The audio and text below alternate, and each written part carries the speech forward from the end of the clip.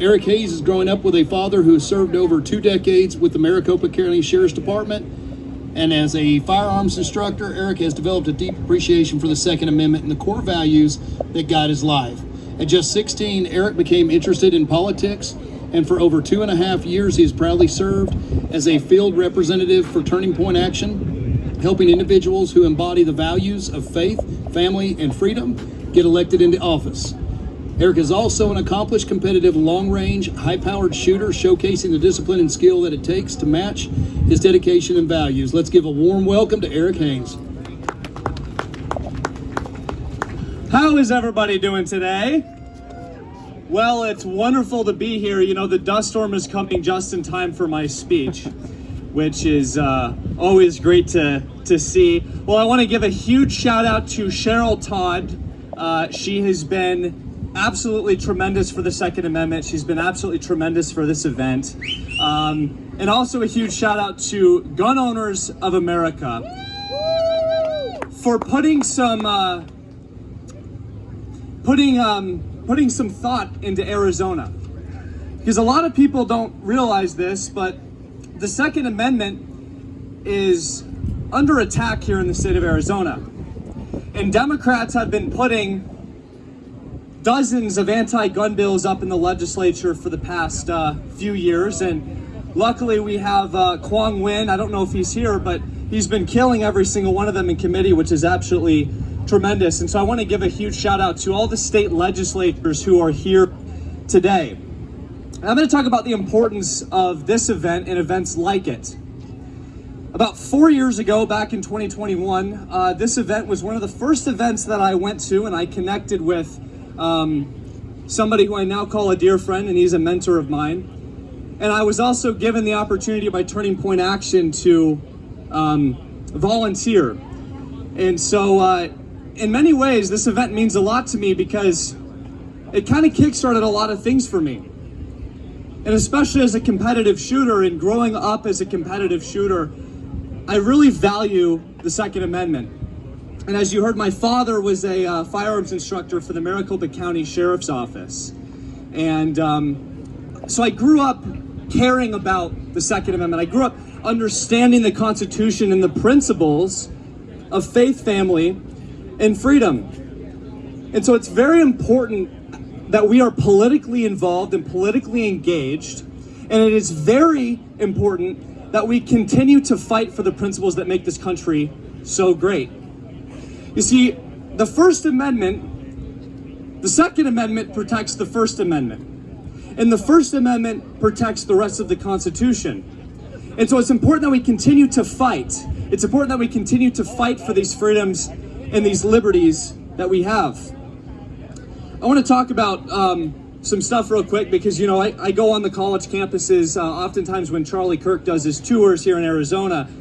And I talk with a lot of people, and the conversation of firearms always comes up.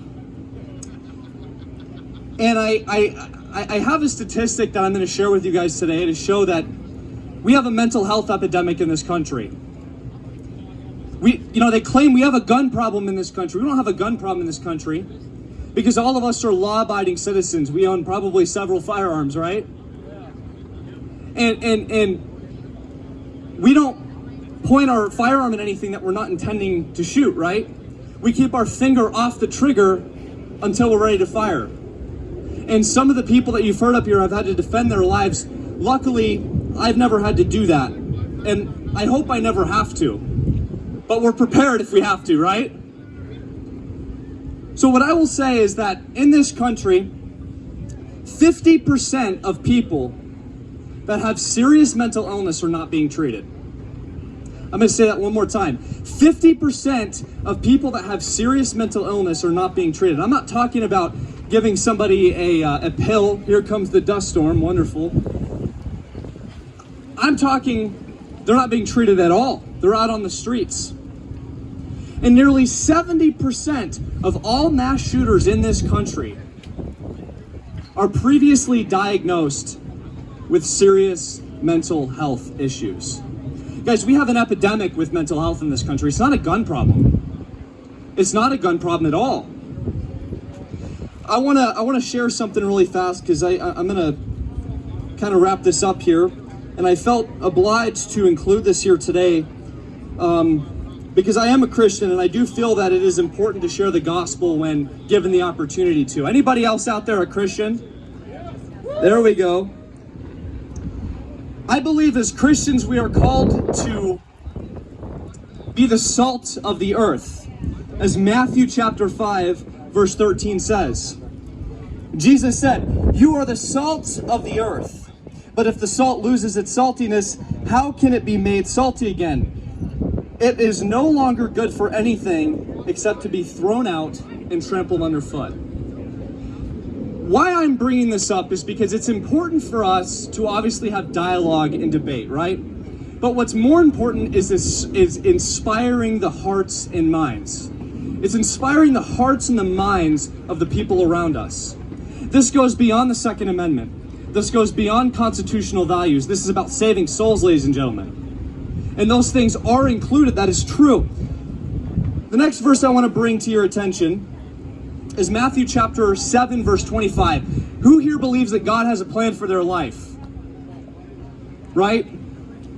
Matthew chapter 7, verse 25 says, "The rain came down, the streams rose, the wind blew and beat against the house. Yet it did not fall because of its foundation on the rock."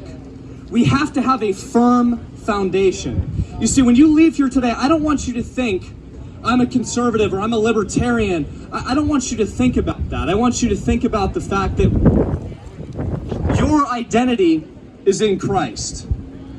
And it is our responsibility to come forward as Americans. It's our responsibility to come forward as Generation Z, Generation X, Millennials. It's our responsibility to go out to people. And it's our responsibility to spread the love of Christ. It's our responsibility to spread the importance. And why this all ties together is because the Constitution and all of the things that I grew up with, the Second Amendment, all these things are very important because it brings family together. And it's brought my father and I together. And these are the values that my father instilled in me. And so your identity is through Christ and nothing else. God bless Arizona. God bless the USA. Everybody be safe getting home today. Thank you very much.